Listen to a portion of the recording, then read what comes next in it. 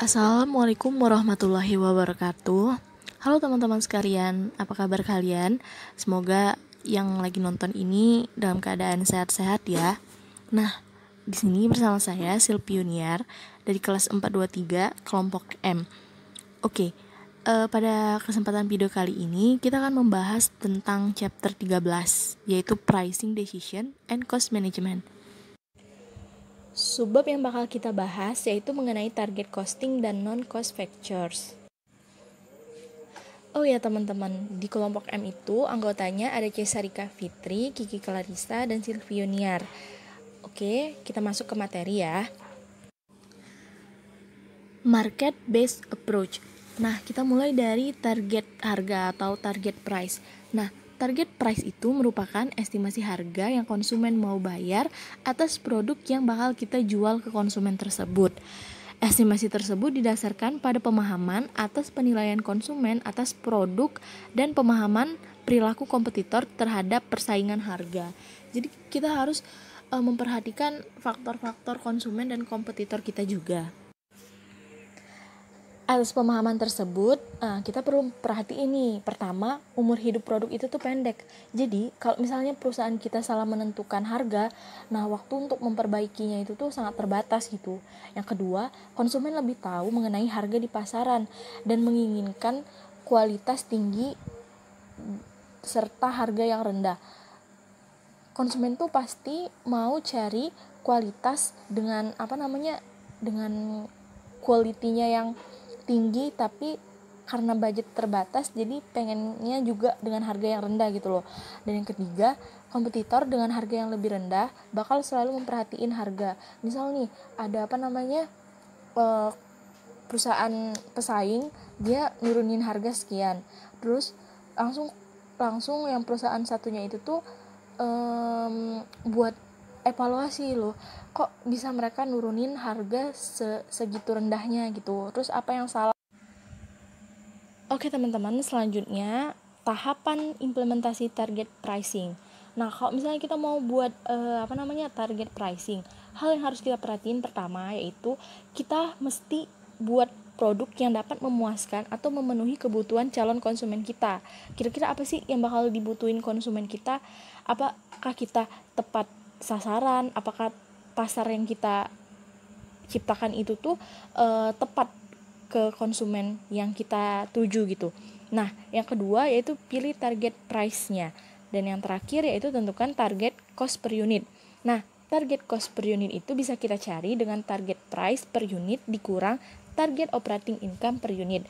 Nah, aku rasa teman-teman pasti bisa, karena ini cuman kayak hitungan matematika aja, kayak cuman dibalik gimana sih, misal nih kan kita tahu nih kalau misalnya price dikurang cost itu sama dengan income atau profit kan. Nah, makanya tadi aku bilang bahwasanya target cost per unit itu target price per unit dikurang target operating income per unit.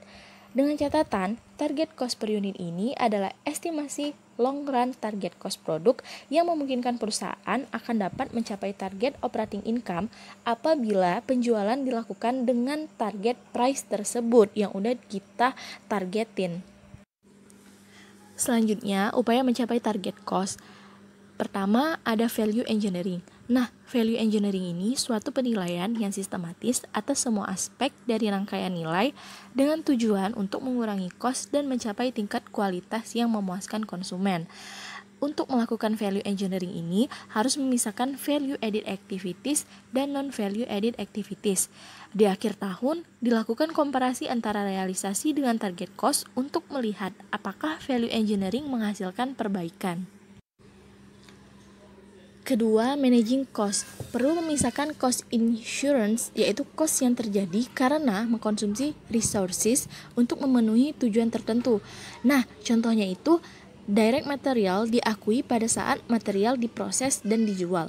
Managing cost sebaiknya dilakukan sebelum lock-in. Apa sih lock-in? Nah, lock-in cost itu ialah cost yang belum terjadi, tetapi akan terjadi di masa yang akan datang. Cost based atau cost plus.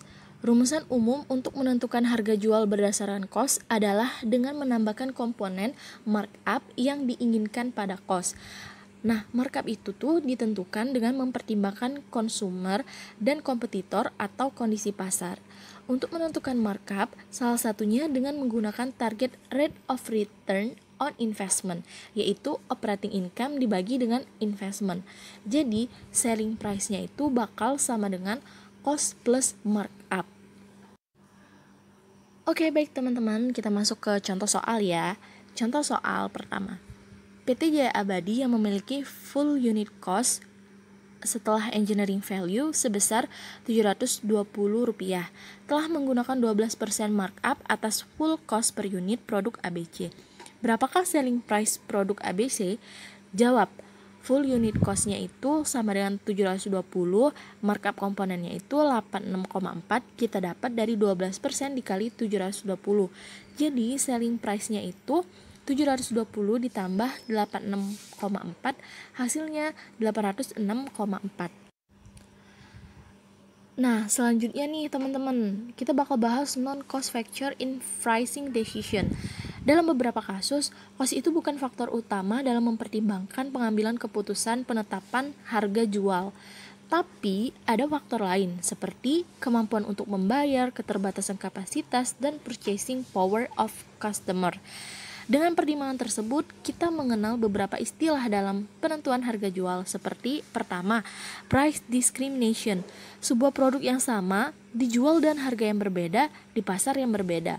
Yang kedua, peak load pricing. Saat beban perusahaan mencapai puncak tertingginya, maka pembebanan harga terhadap produk juga lebih tinggi dibandingkan dengan harga jika keadaan normal atau biasa. Oke teman-teman sekalian, sampai sini dulu ya materi kita tadi.